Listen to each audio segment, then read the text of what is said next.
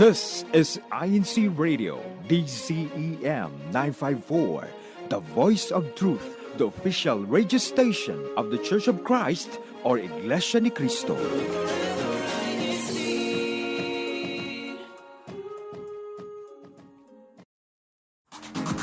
Hello. Hola. Bonjour. Konnichiwa. Ni hao. Ciao. 안녕하세요. Mabuhay. Welcome to Washington State. Explore the sights. Discover new things. Appreciate the arts, music, and food. Travel to new places. Meet the people. Make new friends. In other words, come home with us. Come home with us. This is INC Radio Seattle, Washington.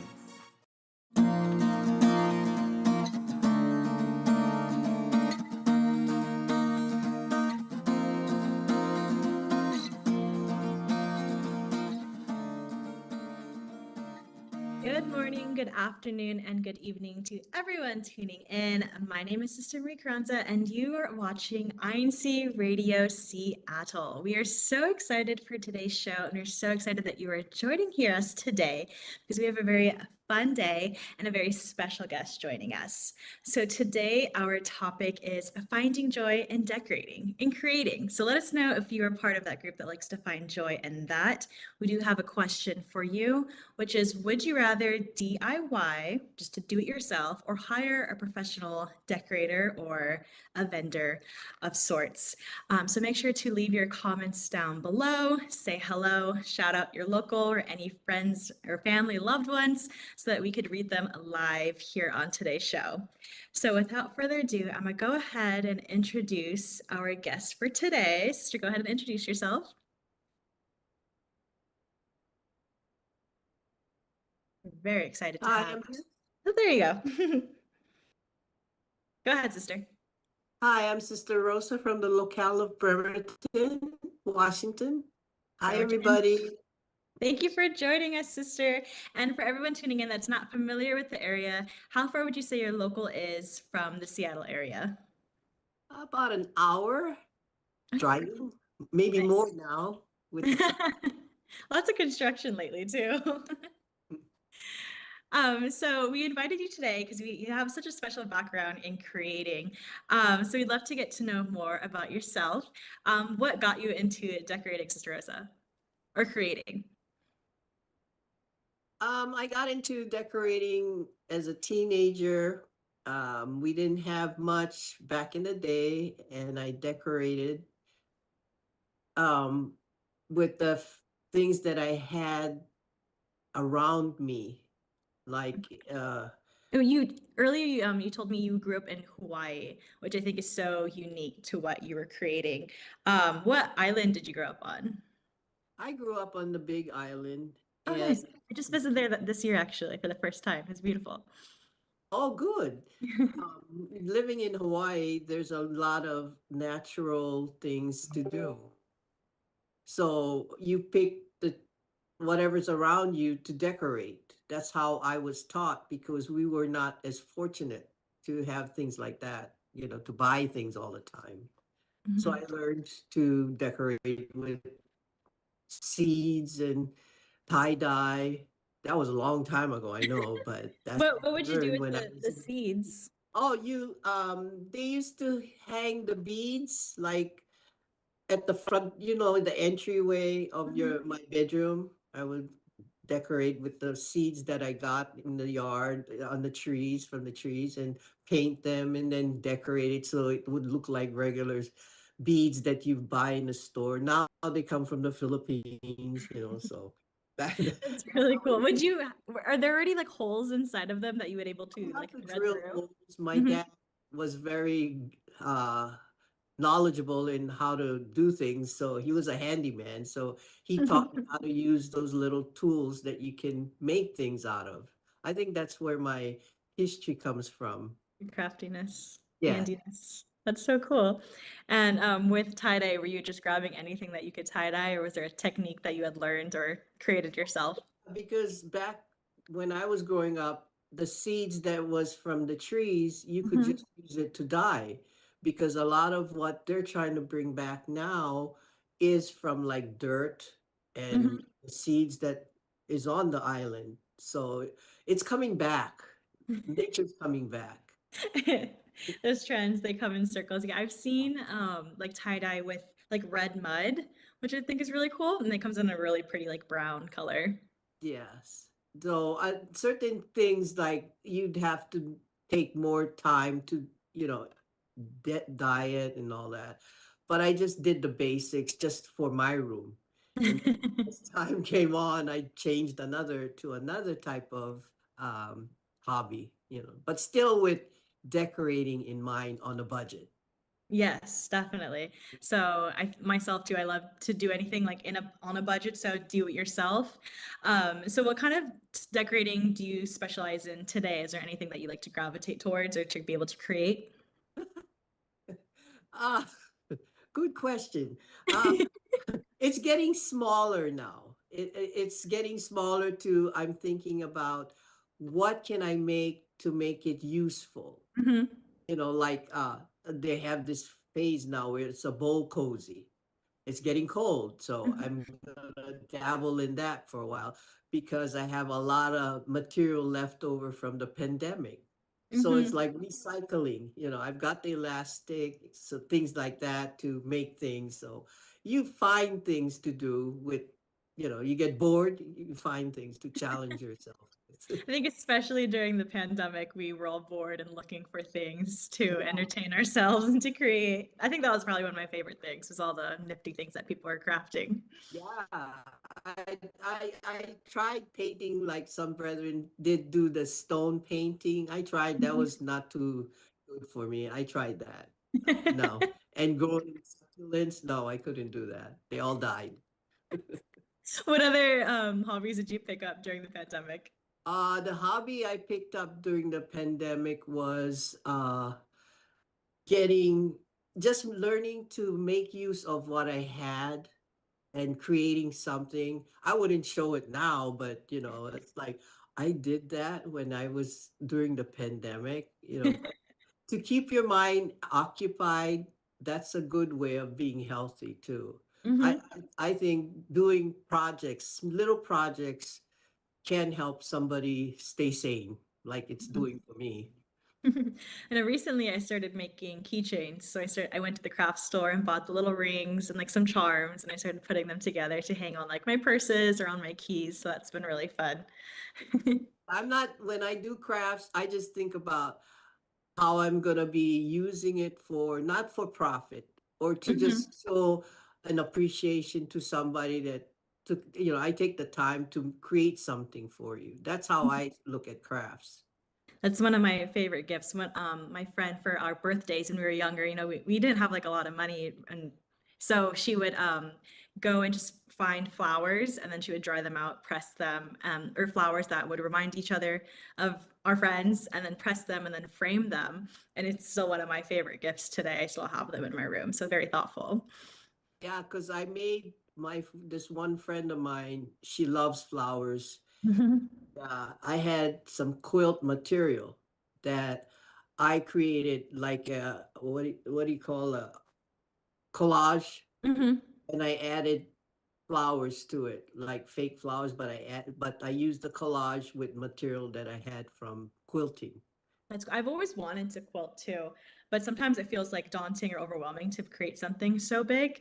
But definitely I feel like, have you created one before? I feel like it's like a Oh, long-term project. uh, when I was, well, I crocheted. See, I go dabble in everything. Yeah, you do. I never can keep still. I tried to crochet, and while I was going through chemo, I made two blankets, which I donated. Oh, that's It beautiful. turned out well. Yeah, I took two good sized blankets. You start with the square, Yeah. simple, and then you add to it. So yeah, you just gotta keep busy. That's how you know, get your mind not so in the wrong place, as they say. How long would you say it took for you to make those blankets? It took me about a year for the two to get done because, you know, when you go through chemo, you get tired, so you got to take a break and then you come Your time. back. And then that's what my goal was, to finish the two, and then give it to somebody else who needed it more. I love that. And when you were creating them, were you just using any fabric that you had at hand, or was there any like inspiration that you wanted it to look like? Oh, that was my first try at doing a quilt. Like the Afghan or whatever. Because it all started with, again, another project. Like it never ends. It never ends. You want to try. You gotta want to try something. It started with the lei making or the Mhm. the crochet back in the day for what do you call those? The ones you wrap around your neck. Like a scarf. Mhm. Yes, back in the day, everybody wanted the scarf, right? So you try and do it, and from there it went to the bed, the quilt, the You just bed. get bigger and bigger. You just went wider. And I stopped. After that, I stopped. No, because you can apply so many different talents from one craft to a different one. Very true. Yeah. So what did I think it was during the pandemic too. I started to try like the embroidery with like the needle through. Then I created them. I was like, I don't know what to do with it now. So I should probably learn how to apply it to something else. Yeah, because see, if you go on YouTube, where I'm constantly at, if they have this where you can learn to patch your clothes with Yeah. embroidery thread. It's And make it something, unique to yourself. yeah, you can try it, and they even have Japanese threading you can learn with the embroidery thread. So there's a lot of options. So many different types. Previously, before the show, you had shared with me when you got married and were in military. Was there anything that you, for like crafting or creating, that you did during that time that you picked up while in your travels? Oh yeah, how to decorate with material. I think some brethren, if they do that, you can just decorate your walls with it. I learned how to decorate because you keep moving Yeah. and What places did you move to, or were your I family was stationed? we were first in San Diego, Oh, and nice. yeah, and then we came up here because my husband wanted to retire up here, and he got his wish. So we didn't travel much. We stayed pretty much around the The West United Coast. States. Yeah. Nice. And so you were decorating your homes in that time. A lot of material, a lot of fabric. That's how we got away with painting the walls and making it Oh, look that's like, cool. yeah. Where were you finding all your fabric from? I would go to the big warehouses there that had by bulk. Oh, cool. That's how much the material would be a lot cheaper that way. Smart. Yeah, but they closed down in Berkeley, Oh, so I have to go all the way to Seattle. So that was an adventure. that is an adventure. Is there a certain print or colors that you gravitate towards? More neutrals. I didn't Hmm. like, no, I'm not one of those flowery people. They belong in certain areas of the house. Sorry. That's so funny. And then when you're looking for like inspiration for decorating, are you sourcing or are you finding inspiration through social media, like magazines or things like that?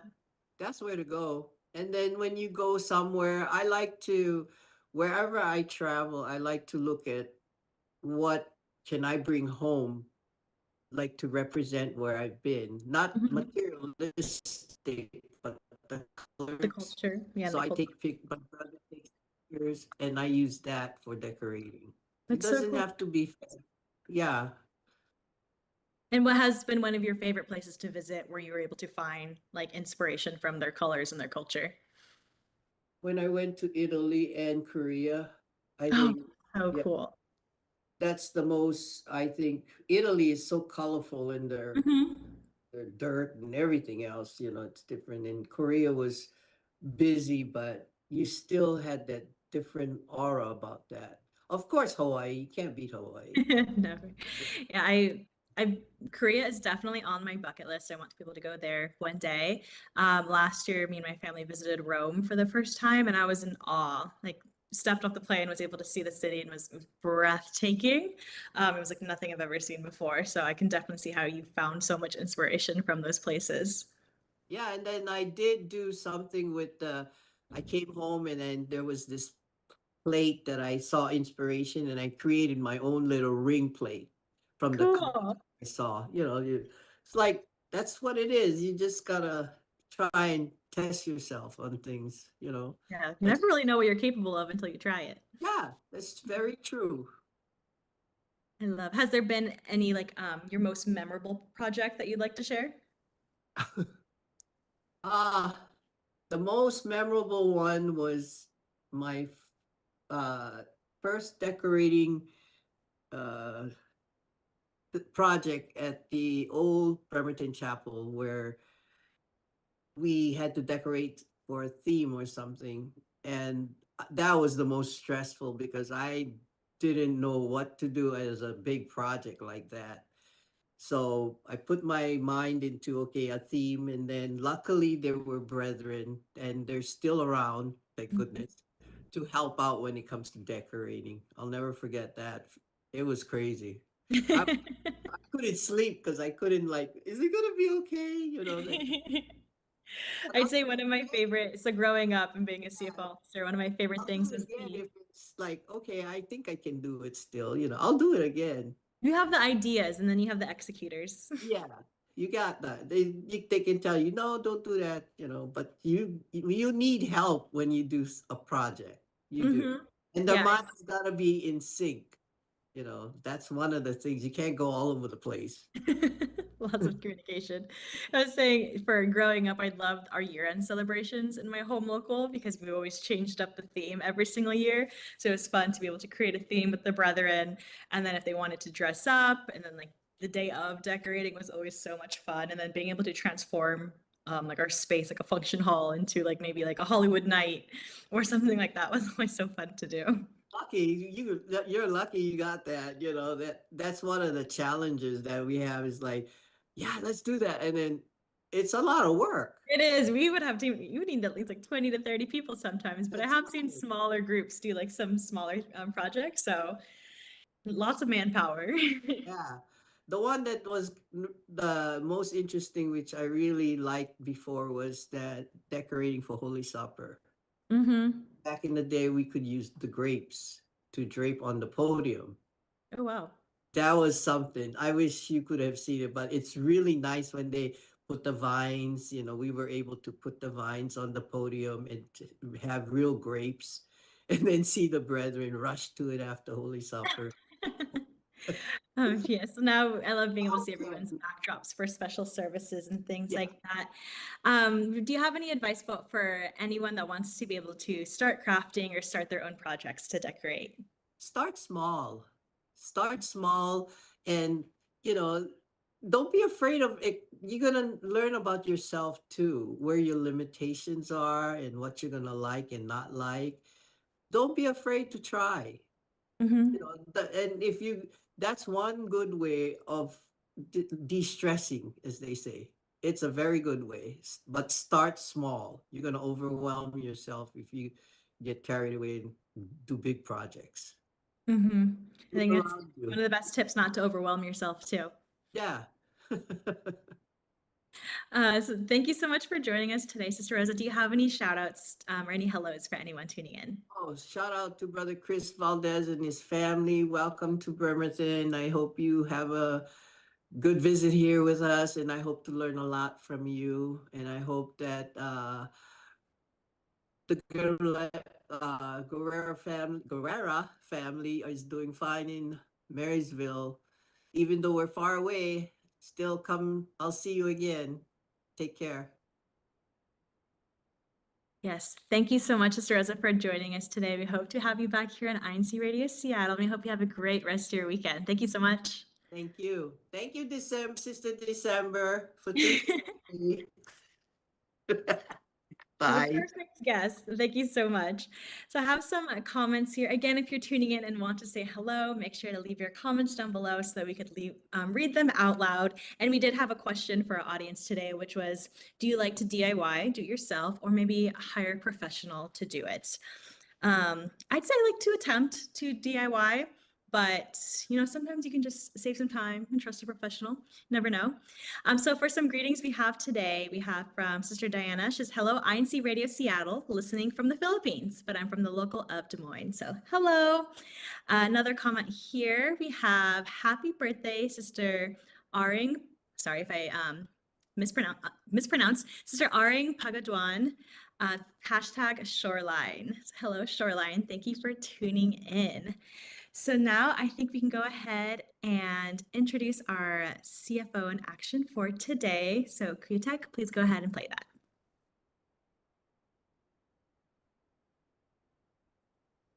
Welcome back to CFO in Action. My name is Brother Andrew Santa Monica from the local of Seattle, here to give you updates of activities, past and upcoming activities from the district and local level. So let's talk about previous activities. Last Sunday, the local of Olympia held their 8th anniversary as a congregation.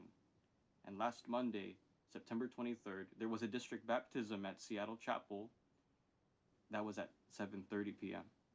And yesterday, on Friday, September 27th, the CFO, or Christian Family Organization, held a CFO activity, a CFO family bonding. This was for the Seattle Mariners game at 7 p.m. And today, actually, I know I'm recording before Saturday, but today, Saturday, there is another anniversary.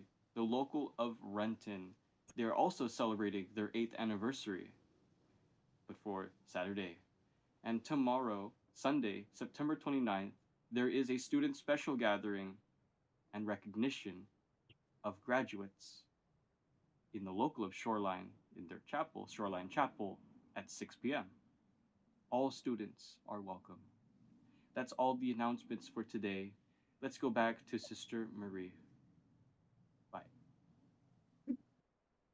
Thank you so much, Brother Andrew, for all of those announcements. We also have some other upcoming activities, such as on October 2nd, on Wednesday, is Oak Harbor's 17th anniversary. So happy anniversary, po. And there is as well on October 6th, which is a Sunday, next weekend, we'll be having our district evangelical mission sponsored by all officers in the Seattle Chapel at 6 p.m. So we hope to see you all there. I was at the baseball game last night, which was so much fun, and be able to see all the brethren from all over the district. So we hope to see you at all of our upcoming activities. Next up, we have our hidden treasures. So go ahead, Kuyatek, whenever you're ready. Hi everyone, I'm Sister December Saldana from the local congregation of Bremerton here in the beautiful district of Washington State. Today we are traveling west of Seattle across the Puget Sound to visit the small city of Poulsbo, wherein we can see the iconic Little Norway. Filled with quaint antique stores, charming restaurants, cafes, and shops, this place is truly a mini European tour without the huge price tag. So if you're looking to have a relaxing walk down the Scandinavian themed street with elements of the Pacific Northwest, then look no further than Poulsbo, Washington. Thank you for tuning in to INCRadio of Seattle. I'll see ya later.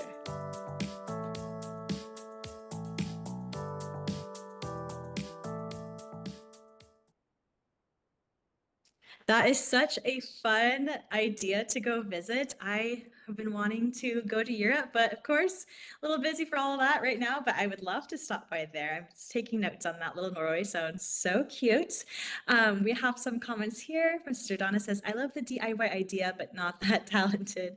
Again, you can start small, start with something maybe for your room or something, I don't know. What did I create? Like, again, last week I created keychains and decided to give them to a friend. So our number one tip is to start small in your DIY challenge. We also have, I would hire a professional, but still my idea, from Sister Marinella. Yes, if you have a vision to create something, maybe ask friends or a professional to see if they can bring it to life. Another great tip, go ahead and keep leaving your ideas and answers in the chat below, and let us know where you are tuning in from. What is my next DIY project? What have I started? I recently have a lot of collectible figurines, so I've been trying to figure out where to place them because I do like collect things, if you watched last week's show. So I probably have to create some shelves or something like that. We also have from Let's see, advance happy birthday po to Ka Ruel and Ka Geraldine. Happy advance birthday po. Thank you so much from Relly. Keep your greetings coming down below because our show is ending soon, everyone. So we want to make sure you get everyone's greetings. All right. But if not, we can go ahead and transition to our closing. Thank you to everyone that tuned in for today. If you jumped in maybe halfway through or want to share the show with a friend or a loved one, remember you could always just pull up the link again here on YouTube. Just type in INC Radio DZEM and 954. And remember, don't forget to subscribe so that you can comment and engage with all of our shows. You can also visit incradio.org. And we'd like to thank so much to our church administration for having today's show today. Special thank you to Brother Eduardo V. Manalo, our executive minister, Brother Angelo Manalo, our SEPSI president and CFO coordinator, Brother Emil Regino, our district minister, Brother Relly Rivera, our assistant district minister, Brother Chris Valdez, our CFO advisor, Brother Manly Andaya, our executive producer, everyone tuning in, and to all of the INC Radio, especially our Korea Tech, thank you so much for an amazing show today. And make sure to tune in every single Saturday at the same time so that we can always say hello to everyone here. So my name is Sister Marie Carranza, and this is INC Radio Seattle, and we will see you all later. Thank you.